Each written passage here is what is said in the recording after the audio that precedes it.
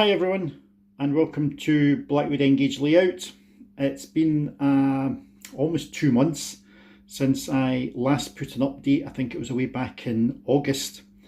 So some of you may have been wondering what's just maybe been going on. Essentially, I've been really busy on the layout, working on the lower Fiddle Yard. I'm filming this actually on my phone, so apologies if it's a little bit shaky. Phone camera is currently looking at the existing Fiddle Yard, and as you can see, the existing Fiddle Yard is really actually quite empty. There's really not a lot of stock sitting in it at all. Most of the stock is now down on the lower Fiddle Yard. So if I take this camera and we'll go down and we'll have a look at the lower Fiddle Yard. So the last time you looked at this lower Fiddle Yard, the point work that you can see was there, but the tracks in the foreground simply just came to an end roughly where the class 47 is currently sitting. So what I've now done is I've now completed basically the other end of the Fiddle Yard, and I've laid the tracks right the way through. So if I now very slowly try to turn this phone camera without making you all seasick and come out a little bit, hopefully you can see that the Fiddle Yard is now complete.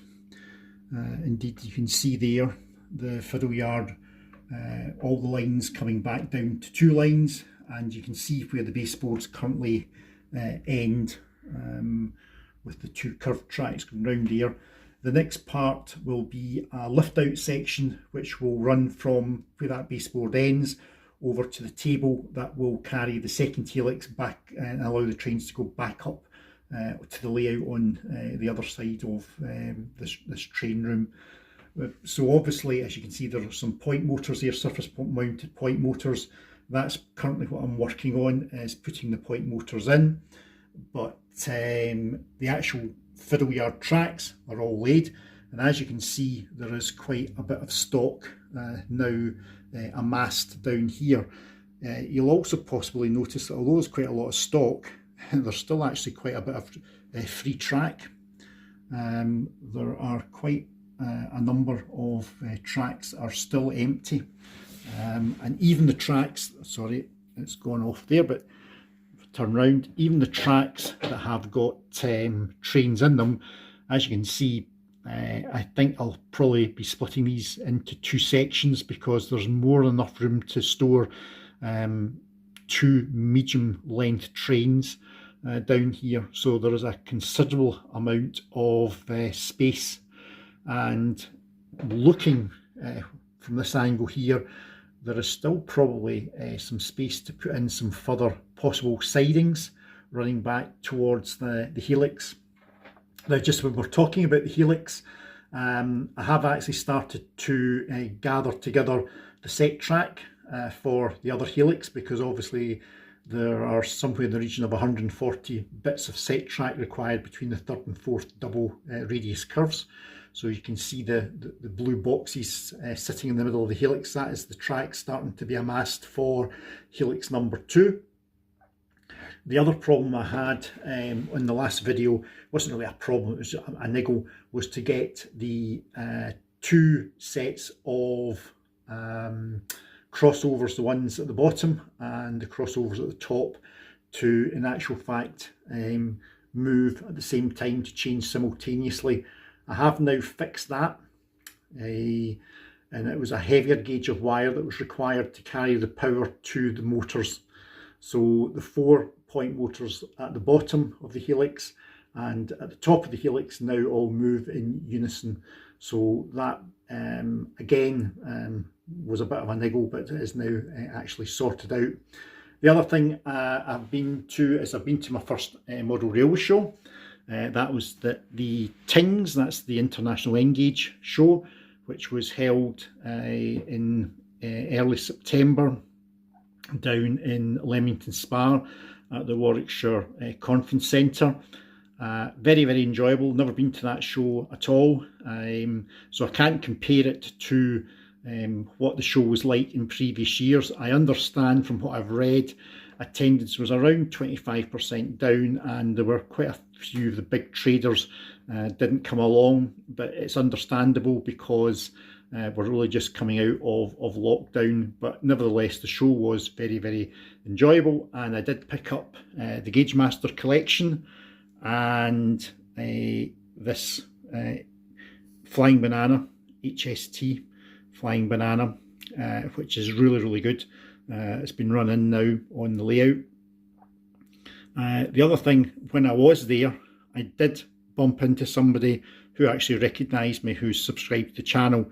Now, unfortunately, I didn't get a chance to talk to the guy.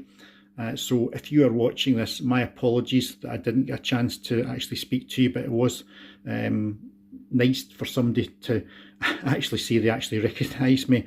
It did actually surprise me, because I didn't really think that anybody would, but there you go. That's what happens when you stick your mugshot in some of the previous videos. So that is the latest acquisition to the layout, is the Flying Banana. As I say, this is a very, very short update. It's just to let all you guys know that work is still progressing on the actual layout. For controlling the points down here, I have resurrected my old point levers. These were the point levers I had when I first started Blackwood.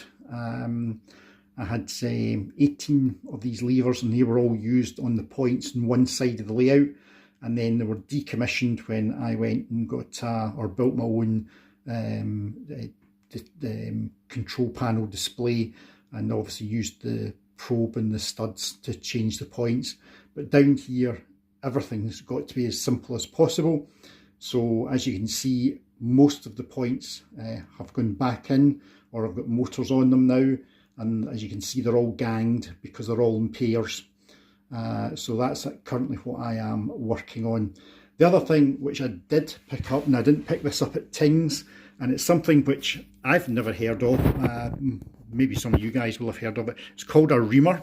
I think it's from DCC Concepts, and essentially it's used to try and improve the running quality of your rolling stock.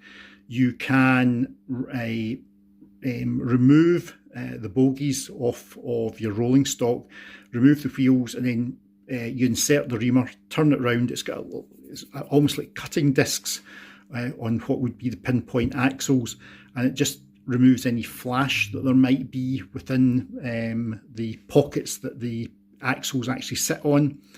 And I have noticed a difference because I've actually been using it on the Farish intermodal train here. Now, this siding that it's sitting in is the longest siding that I have down here, and it holds 9 of these twin wagons. If I go, there's the 9th twin wagon there. So it holds 9 of these twin wagons. That's 18 boxes. And the difference has been quite amazing using the reamer. When you actually move these about, before you use the reamer, if you push them, they'll stop very, very quickly, which suggests there is a bit of friction there. But after using the reamer, they are really, really smooth. They really, really do work really, really well. So much so that on my latest test up the helix, the Class 66 will pull 9 of these twin intermodals, so that's 18 boxes. It'll pull up the helix. And as another test yesterday, I tried it with the DAPL Class 26, which is obviously a much smaller locomotive, and it actually pulled up all 9 as well. There was a tiny wee bit of struggle just at the start, but once it got going, it actually went right up the helix, pulling all 18 boxes. And it's obviously not a big heavy locomotive, it's a light locomotive. In reality, it will never ever pull them. It was just a little experiment I thought I would do yesterday. So that's the update, very, very quick. I've not got a running session on today, unfortunately. It was just to let you guys know what is going on in the layout. So it's been, to summarise, it's been to finish off the building of the lower Fiddle Yard in terms of the track.